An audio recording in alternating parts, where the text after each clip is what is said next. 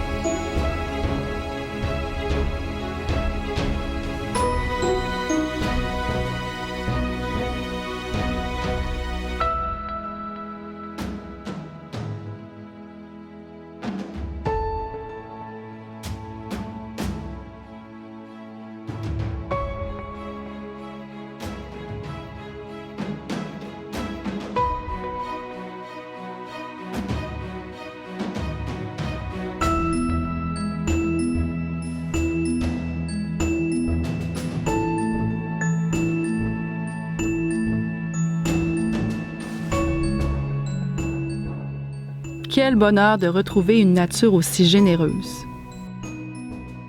Malheureusement, tout n'est pas parfait au paradis. Depuis quelques mois déjà, une ombre flotte au-dessus de Caractère. Mon père a reçu un diagnostic de cancer, ce qui a été un choc pour moi et le reste de l'équipage. Vivre la maladie d'un proche à l'autre bout du monde constitue certainement l'épreuve la plus difficile que nous avons eu à vivre depuis le début de notre aventure.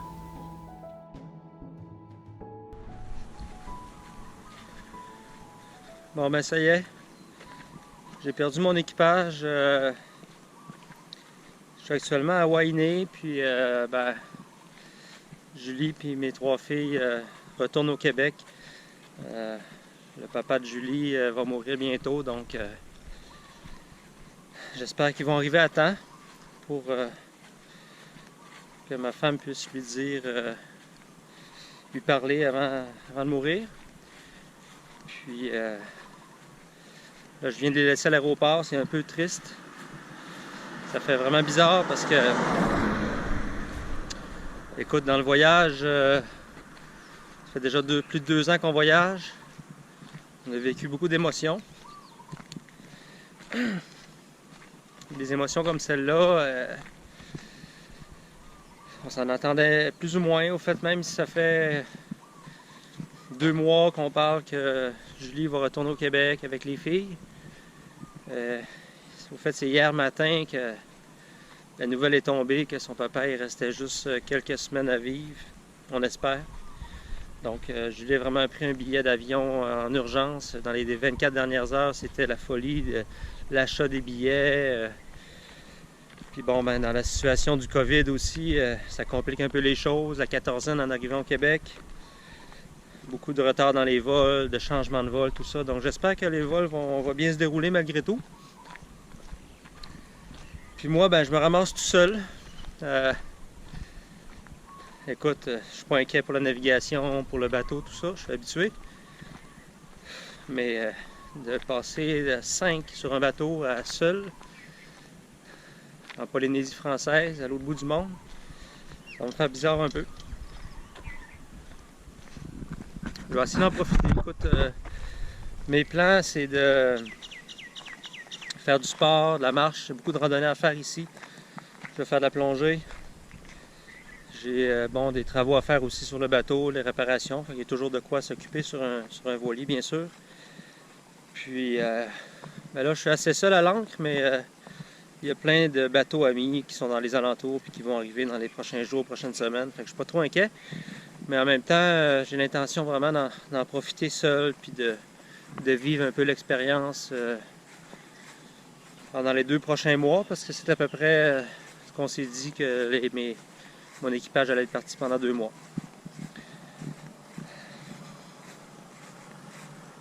C'est la vie.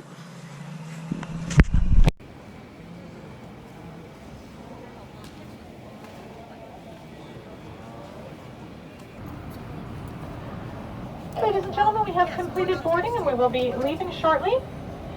My name is Susan Farron.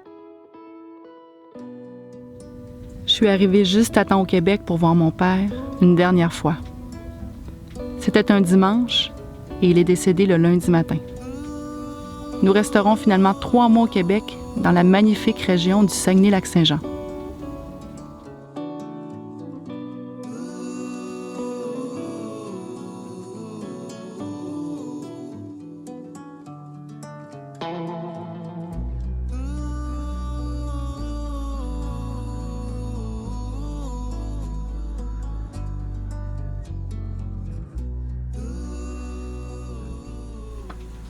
Pendant ce temps, en Polynésie française, Bon, ben, ça fait déjà 10 jours que mes femmes sont parties. Puis, ben, écoute, ça va bien. J'ai fait beaucoup de petits bricolages sur le bateau, des petites réparations qui sont plus difficiles à faire quand les femmes sont là. Écoute, je m'occupe, j'ai des amis bateaux. Mais là, j'ai le goût aussi d'être seul, puis profiter de la navigation dans les lagons, puis d'être vraiment libre. Fait que là, je suis parti du sud de Wainé. Je suis en train de naviguer dans le lagon. Une belle journée, un beau vent. Juste avec le petit bout de génois, je fais mon 4 nœuds tranquille. Ça va super bien. Puis demain, je pense que je vais aller à Raitea, qui est... bon, la visibilité est moins bonne aujourd'hui, mais juste de l'autre côté là-bas.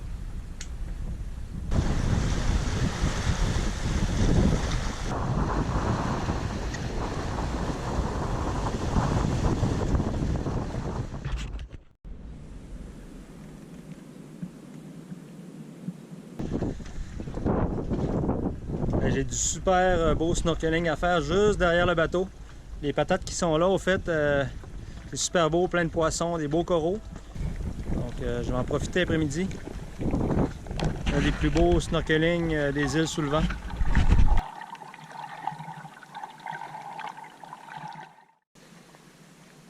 Ah ben ça fait 3 semaines que je suis seul à bord déjà. Écoute, les filles m'ont quitté à Wainé. Après ça, je suis allé à Raitea. J'ai fait Ta. Puis là, je suis rendu à Maupiti. Donc, l'île la plus au nord des îles sous le vent. Arrivé hier ici, à Maupiti, tout de suite, on dirait qu'il y a quelque chose d'accrochant ici. La passe est un petit peu plus touchée. Il y a beaucoup de courants, elle est très étroite. Après ça, tu vois les motos alentour de la passe sont beaucoup plus sauvages que ce qu'on est habitué de voir dans les autres îles. Puis hier, je me suis baigné dans le lagon, pas très loin du bateau. Tout de suite, j'ai aperçu des raimentas qui sont venus me voir. Donc c'est un petit peu plus sauvage que les autres îles des îles de la Société. Écoute, là ce matin, mon projet c'est de faire le tour de l'île à pied. L'île principale, c'est environ, je crois, 10 km, donc ça va bien se faire, 2-3 heures. Écoute, ça fait une demi-heure que je marche, là, tout le long, il y a des bananiers, des arbres à pin comme ça ici, des pamplemoussiers, papayers. Écoute, les arbres fruitiers ne manquent pas. Les gens sont super sympathiques. Là, il est 7h30 du matin, donc c'est sûr que le matin, dans ces îles-là, ça bouge beaucoup. C'est là que les gens vont chercher leurs poissons, ils vont aussi au marché. Donc c'est vraiment le matin que ça bouge. Puis en plus, ben, il fait moins chaud, donc c'est un bon moment pour se promener. Je pense que je vais être obligé de revenir ici avec la famille, avec les filles. Je pense qu'ils vont aimer ça. Il y a des belles plages. Il y a, tantôt j'ai vu un endroit où ils vendaient de la glace. Crème glacée, comme on dit. Après, j'ai vu un petit parc ou l'école. Super endroit. Ça y est, c'est le 3e carénage du voyage, déjà. Après 2 ans et demi. Donc là, le dernier carénage, on l'avait fait à Panama. Puis ça fait déjà 10 mois de ça. On aurait pu attendre un petit peu quelques mois, mais au fait, les chantiers assez fiables se font assez rares en Polynésie. Au fait, il y a quand même 5-6 endroits pour sortir les bateaux de l'eau. Mais premièrement, il n'y a pas beaucoup de place nulle part. Puis selon la méthode qui sortent les bateaux de l'eau, étant donné qu'on avait eu une mauvaise expérience à Panama, ben, on ne voulait pas prendre de chance, je voulais absolument avoir un travel lift. Puis voyez-vous, malgré ça, j'ai été obligé de défaire mon patara, enlever l'éolienne. Bon, le lift est quand même capable de nous lever, mais c'est toujours un petit peu pointu, là, sortir les bateaux. Là, je suis posé sur le sol, ils sont en train de passer le Karcher. Puis fait que là, mes travaux commencent. Je pense que dans 4 jours, je vais avoir fini 3 ou 4 jours. Selon la météo, là, aujourd'hui, il y a beaucoup de pluie, mais dans les prochains jours, il annonce ensoleillé, donc ça devrait bien aller. Fait que le pire est fait, c'est la sortie de l'eau qui est le pire. Puis toujours un petit peu plus stressant pour le capitaine. Cette fois-là, le carénage, ben, je le fais seul. Les filles sont parties au Canada. Donc, le bon côté de ça, c'est que c'est beaucoup plus facile à travailler. C'est sûr qu'un chantier comme ici, où ils font de la soudure, du fil de verre, de la peinture, etc., c'est pas un endroit pour les enfants. Donc, j'en profite pendant que la famille n'est pas là. Ça va être fait. Puis, on va pouvoir attendre encore un autre 12 mois pour le prochain carénage. Ça sera où? En Nouvelle-Zélande? Au Canada? Aux États-Unis? Ça va. À voir.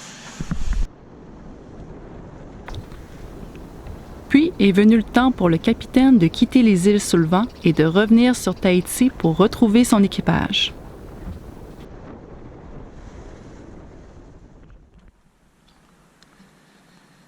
C'est ce matin que j'attends les filles à Taina. Écoute, ça fait 3 mois qu'ils sont partis, donc j'ai vraiment hâte de les voir. Tantôt, j'ai vu l'avion atterrir, puis là, ben, je vais aller à la rencontre de leur taxi.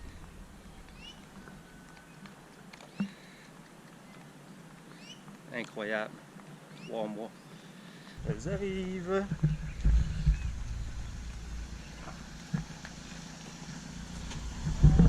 Salut Rana! Ah ben? Ah ben? Ouh!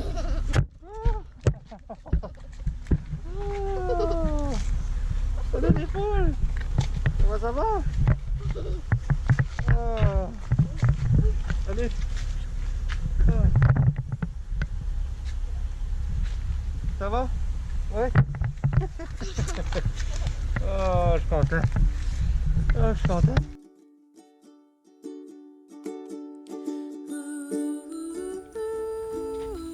À notre retour, nous retrouvons nos amis français du bateau Maloya, que nous n'aurions pas revu n'ait été notre séjour prolongé en Polynésie française dû à l'impossibilité de poursuivre notre route vers l'ouest en raison du COVID. Les quelques semaines passées en leur compagnie a été l'occasion pour nous de faire nos débuts en kitesurf, comme vous le verrez dans notre prochain épisode.